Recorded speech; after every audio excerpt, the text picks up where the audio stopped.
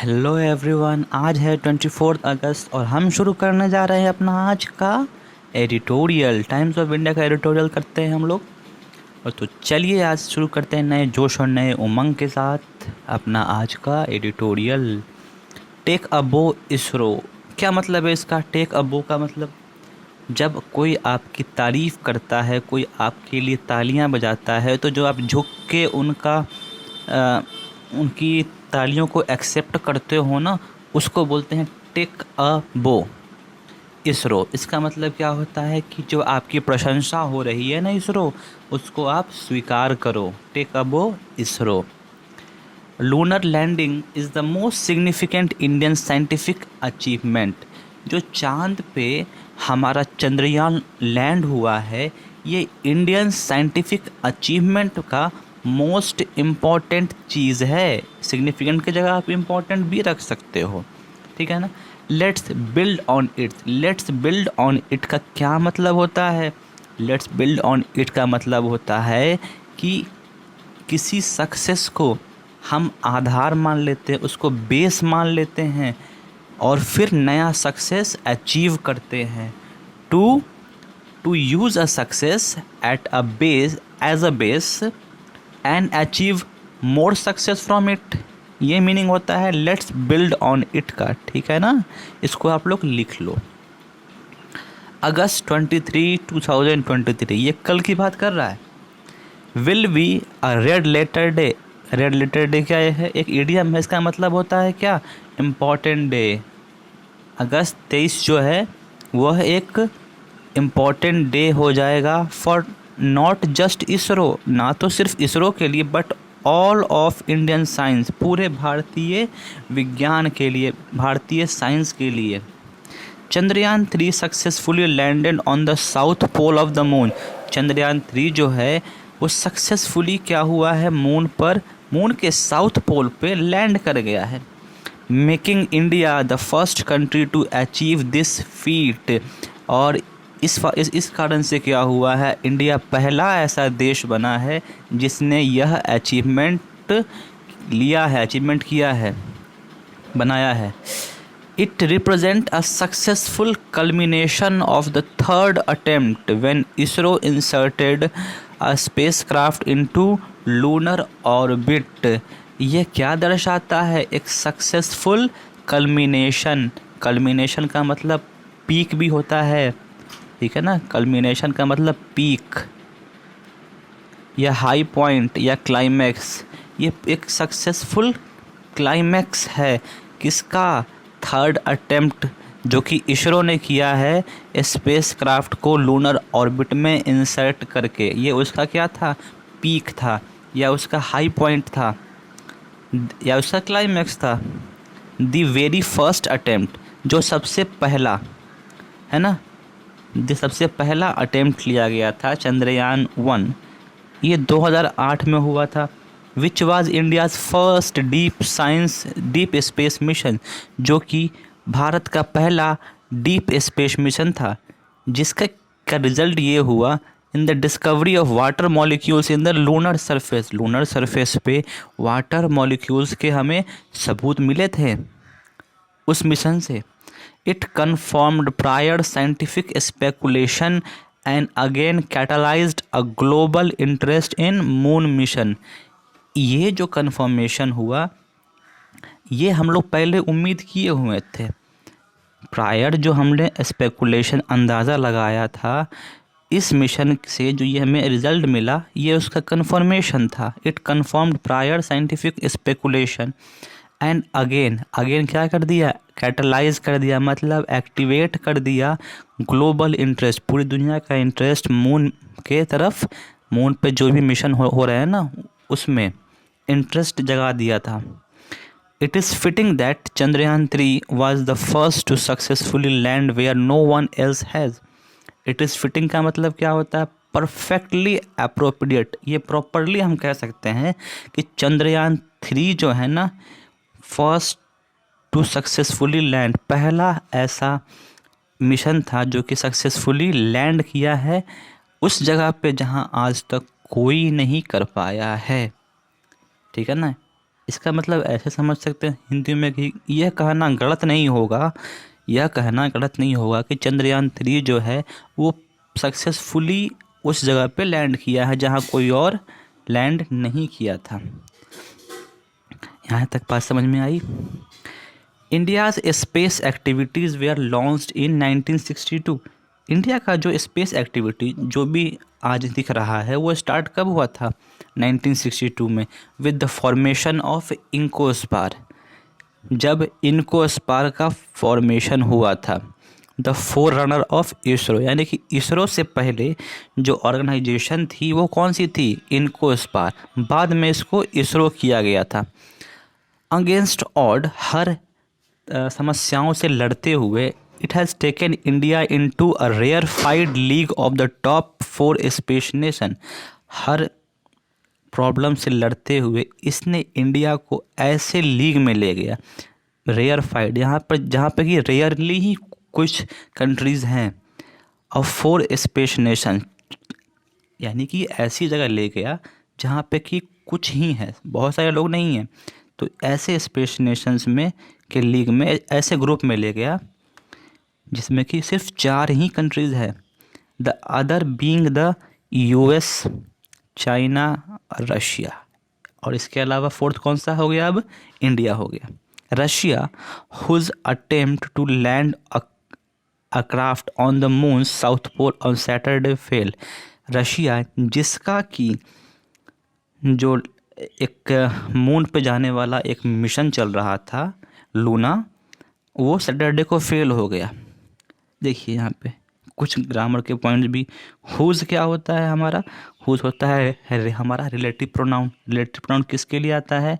अपने पहले एंटीसीडेंट के लिए। तो ये रशिया के लिए आया है हुज, बाकी सबके लिए नहीं आया है, ठीक है ना? तो इस बात को ध्यान रखिए।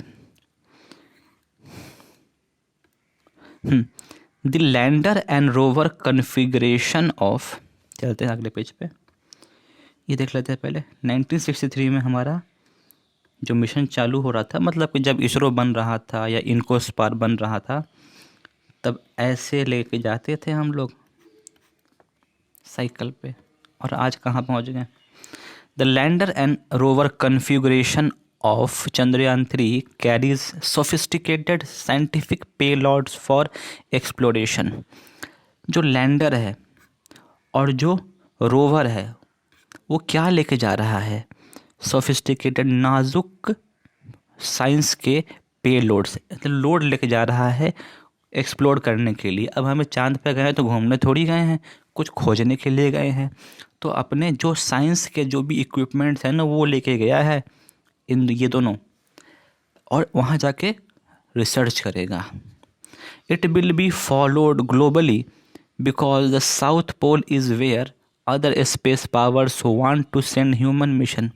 और इन चीज़ों को पूरा विश्व जो है ना फॉलो करेगा, ग्लोबली इस चीज़ को फॉलो किया जाएगा। इस मिशन को नहीं फॉलो किया जाएगा, इसके जो रिज़ल्ट आएंगे ना उसको फॉलो किया जाएगा। क्यों किया जाएगा? क्योंकि बाकी देश जो है ना उसी एरिया में ह्यूमन को भेजना चाहते हैं, टू सेंड ह्यूमन्स मिशन। चांद पे इंसान को भेजने का जो मिशन है ना वो भेजना चाहते हैं उस साउथ पोल वाले इलाके पे ही, इसीलिए इसको वो क्या करेंगे? फॉलो करेंगे। The next critical phase for ISRO will be its maiden human space flight, जिसका क्या नाम होगा? गगनयान। अगला जो नाजुक फेज होगा इसरो के लिए वो क्या होगा? उसका पहला मेडन है, पहला ह्यूमन स्पेस फ्लाइट। ह्यूमन का जो स्पेस फ्लाइट होगा जिसका क्या नाम रखा जाएगा? गगनयान। ये उसका बहुत ही इम्पोर्टेंट अब एक फेज़ आएगा चंद्रयान 3 के बाद। The aim is to send astronauts to space and the level of sophistication involved in the mission is huge. कहता है कि इसका उद्देश्य, इसका जो एम होगा, लक्ष्य होगा, वो क्या होगा कि एस्ट्रोनॉट्स को हम स्पेस में भेजेंगे, और इस मिशन में जो बहुत ही रिस्की चीज़ होगा, और मतलब इस मिशन में रिस्क बहुत ज़्यादा है, ये कहने का मतलब है। At this moment consider what ISRO's dogged persistent and achievement mean to India's scientific community. कहता है कि इस क्षण में आप सोचिए कि इसरो का जो डॉज्ड परसिस्टेंट, डॉज्ड मतलब क्या होता है, जिद्दी, और परसिस्टेंट मतलब लगातार, जो ये इसरो लगातार जिद किए करके बैठा था कि हम चांद पे जाएंगे या हर एक मिशन को अचीव करेंगे, आज तक जो भी इसने किया वो इंडिया के साइंटिफिक कम्युनिटी के लिए कितना बड़ा अचीवमेंट है, ऐसा सोच के देखिए। On shoe string budget, shoe string है ये, मतलब स्मॉल एंड इनएडिक्वेट बजट, यानी कि बहुत ही कम बजट में, ठीक है ना। They have enhanced India's capabilities in communication, satellite and remote sensing. बहुत ही कम बजट में उन्होंने इंडिया की जो क्षमता है कम्युनिकेशन, सैटेलाइट और रिमोट सेंसिंग में, उसको बढ़ाया है। It is a remarkable home grown effort, और यह एक घर में ही उगाया हुआ एफर्ट है, घर में ही पैदा किया हुआ एक क्या है, एफर्ट है, home grown. An RTI application a few years ago showed that 2% of the employees from IITs and NITs, एक RTI जो लगाया गया था 2 साल पहले, वो हमें ये दिखाता है कि ना सिर्फ 2% एम्प्लॉयज़ हैं इसरो में जो कि IIT या NIT से हैं। तो समझिए बात को कि यहाँ कोई बहुत IIT वाले NIT वाले नहीं हैं। It reveals the depth of India's scientific potential, and the scale of yesterday's achievement will provide a shot in the arm for Indian science। तो ये हमें ये दर्शाता है, जब 2% एम्प्लॉई ही IIT या NIT से हैं, तो ये हमें ये दिखाता है कि हमारे साइंटिफिक पोटेंशियल में कितनी गहराई है, और कल का जो अचीवमेंट है वो हमें क्या प्रोवाइड कर रहा है, बूस्ट प्रोवाइड कर रहा है। A shot in the arm का मतलब बूस्ट प्रोवाइड कर रहा है इंडियन साइंस के लिए। India's fast growing space startup segment is sure to attract a lot more talent and funding. India का जो स्पेस स्टार्टअप इतना फास्ट ग्रो कर रहा है, ये श्योर है कि ये अट्रैक्ट करेगा बहुत सारे टैलेंट को और बहुत सारे फंडिंग को। For these trends to complement ISRO, the institutional mechanism created in 2020 to draw a private sector into space needs to raise its game। कहता है कि इस जो ये जो दिख रहा है ना, जो सीक्वेंस दिख रहा है, इंस्टीट्यूशनल मैकेनिज़्म जो क्रिएट किया गया था 2020 में, ताकि प्राइवेट सेक्टर को स्पेस में लाया जाए, ये अब अपना गेम इसको बढ़ाना पड़ेगा। पार्टिकुलरली इन स्पेस जो है ना, ये एक ऑर्गेनाइजेशन है इसरो के अंदर ही जो कि प्रमोशन का काम करते हैं, particularly in space the single window agency, ये एक सिंगल विंडो एजेंसी है to promote and supervise private agency in the space sector. ठीक है ना, ये प्राइवेट एजेंसीज़ को सुपरवाइज करना और प्रमोट करने का काम करती है। More than 150 private entities have approached it to date and number bound to increase fast. आज तक 150 से ज़्यादा प्राइवेट बॉडी या प्राइवेट इंस्टीट्यूशन ने इसरो को अप्रोच किया है, और ये नंबर जल्द ही और बढ़ेगा।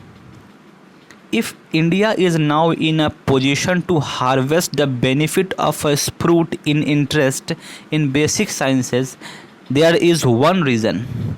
आज अगर इंडिया इस पोजीशन पे है कि वो अपना जो उसका बेनिफिट में है, बेनिफिट को इंक्रीज़ कर पा रहा है बेसिक साइंसेस में, तो उसका सिर्फ एक ही कारण है, और वो कारण कौन है? इसरो। ठीक है, तो ये था हमारा आज का पैसेज जो कि फुल्ली इसरो के बारे में था। और देखिए कल जो हमारा चंद्रयान 3 लैंड किया है मून पे, उसका सीन कितना अच्छा लग रहा है। और ये हमारा प्यारा तिरंगा झंडा। फहराता हुआ। ये एआई से क्रिएटेड है, ध्यान रखना, ये मत समझना कि ऐसा है। अब थोड़ा सा पढ़ लेते हैं इस टॉपिक के बारे में, क्योंकि इस पे भी स्टैटिक जीके बन सकता है। चंद्रयान 3 मिशन जो है ये लॉन्च कब किया गया था? 14 जुलाई 2023 को, और पहुंचा कब? 23 अगस्त 2023 को। ठीक है, इसमें जो लैंडर है उसका नाम क्या है? विक्रम नाम है। और इसमें जो रोवर लगा है उसका नाम क्या रखा गया है? प्रज्ञान रखा गया है। ये कहाँ से लॉन्च किया गया था? तो सतीश धवन स्पेस सेंटर, जो कि श्रीहरिकोटा उड़ीसा, ठीक है ना, वहाँ से लॉन्च किया गया। अच्छा, इसका जो रॉकेट था उसका नाम क्या है? उसका नाम है LVM-3M4, ठीक है ना, LVM-3M4। ये था हमारे चंद्रयान के बारे में, जो कि मोस्ट प्रोबेबली चांसेस है कि इनमें से सवाल बने। अब थोड़ा इसरो के बारे में भी जान लेते हैं। इस मिशन को लॉन्च किसने किया है? इसरो ने। इसरो का फाउंडेशन कब रखा गया था? तो 15 अगस्त 1969। तो इससे पहले कौन सी ऑर्गेनाइजेशन थी? तो इससे पहले थी इनकोस्पार।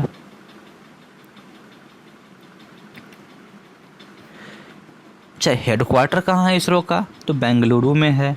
ये कहाँ पड़ता है? कर्नाटक में पड़ता है। इसका चेयरमैन कौन है?